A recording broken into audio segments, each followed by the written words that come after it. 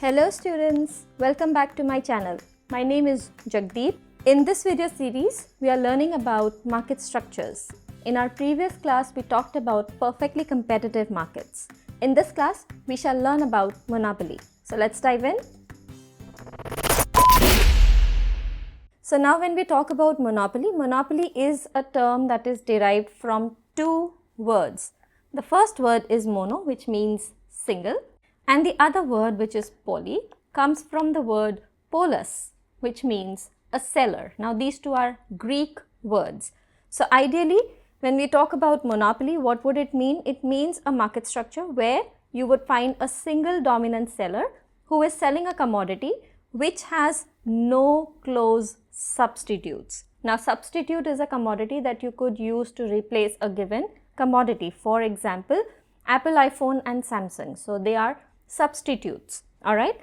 Now when we talk about monopoly, we are talking in terms of a single dominant seller. So from the context of India, we have Indian Railways. So they are the only providers of railway services in India and hence a monopoly. Alright. Let's take a look at what are the features of monopoly, or assumptions as a lot of boards might call it.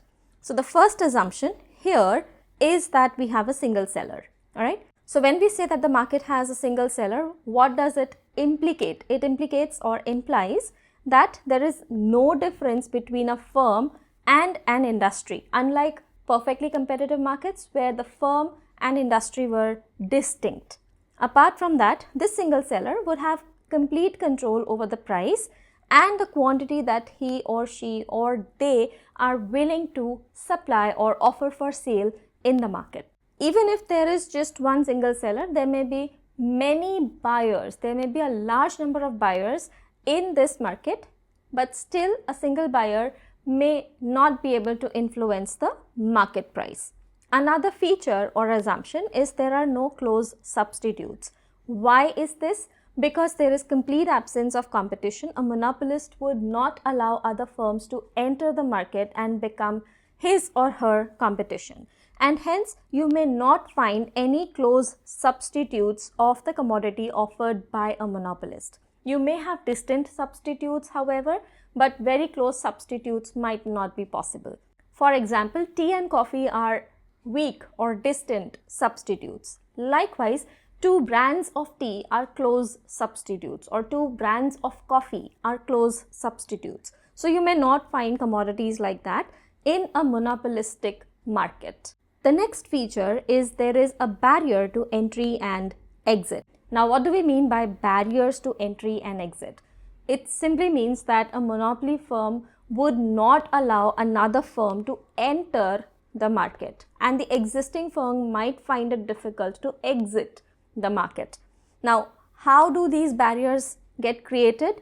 So there are plenty of ways a monopoly could be created. Now these barriers could be with regards to legal restrictions, for example, patents or licensing. So a lot of manufacturing firms generally have patents to their medicines for a certain time period. That means nobody can imitate or copy their formula. So they remain a monopoly for that particular medicine for those number of years for which the patents have been issued.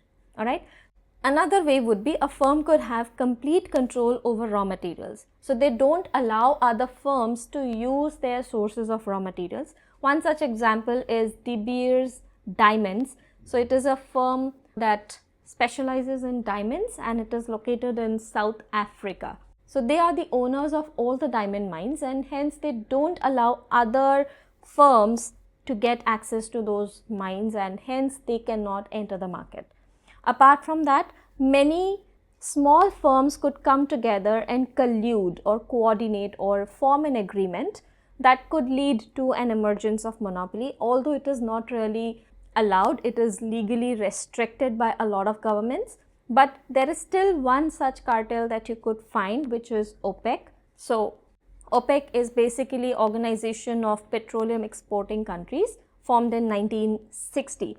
So basically this is the only organization that deals in petroleum and petroleum related products. Another feature is a monopolist is a price maker. So with the term price maker, we mean that a monopolist gets to decide his or her own price. So they can fix their own prices for whatever they are offering in the market. Why they get to fix? Because they have full control over the supply and the price of the commodity. And since they have full control, they are completely capable of influencing the price by changing the supply. So for example, if they reduce the supply, it'll be easier for them to raise the prices and offerings for the commodity or the service provided by the monopolist. But we need to remember that a monopolist under any circumstances cannot control the demand for the product. That means to sell more, a monopolist will have to bring down the price, bring down the offer at which he or she is offering the commodity in the market. Only then can they expect to sell more. And because to sell more they are reducing the price, the AR curve is a downward sloping curve, like a regular demand curve, a downward sloping demand curve. Students, if you enjoy my content and you want to help my channel grow, please do consider using the super thanks button below. Your support makes a great significance to me, allowing me to keep sharing valuable educational resources with students around the world. I really appreciate all the support that you've rendered so far. Also, the moment you like this video, you may get an option to hype. Please do click the hype button, as it will help my video to reach more viewers just like you. Let's get back to the topic. So now when we talk about price discrimination, it implies that a monopolist can charge different prices for the commodity that they are offering to different consumers, and there are three case scenarios with regards to how the commodity could be charged. Alright. So the first case scenario is personal price discrimination. So what does this mean? Here the commodity would be sold to different buyers at different prices. Alright. I may not write everything, but I might give you an example. So for example, airways. So you may have economy class and business class and executive class, and each of these classes would have different price tags to it. So that is what we mean by personal price discrimination. The second type of price discrimination that a monopolist could follow is a place oriented price discrimination. So what that means is the commodity is sold at different places at different prices. So the areas where you have a lot of rich people, the price or offering of these commodities or services would be higher relative to those areas where there are a lot of poor people, and the pricing for these goods and services would be low. And finally, the third type of price discrimination could be based on how the commodity or the product is getting used, based on the usage. So we generally see this kind of a discrimination with regards to electricity or water charges. For residential purposes, the charges would be different, and if you are using the electricity in a commercial setup, then your charges would be different. So this is a classic example of price discrimination you may observe in and around the area. Okay. Alright, so let us take a look at how the demand curve under monopoly looks like. So as we mentioned above, a monopolist would have to reduce the price to sell more. Let us say if this is the initial price and quantity situation in this market, let me put it as P and Q. So if he is reducing the price, he'll be able to sell more, right? So let this be P1, the new price, and let the new quantity be Q1. Now when you join these two pointers here, we get a downward sloping demand curve. So this is the demand curve, which is downward sloping.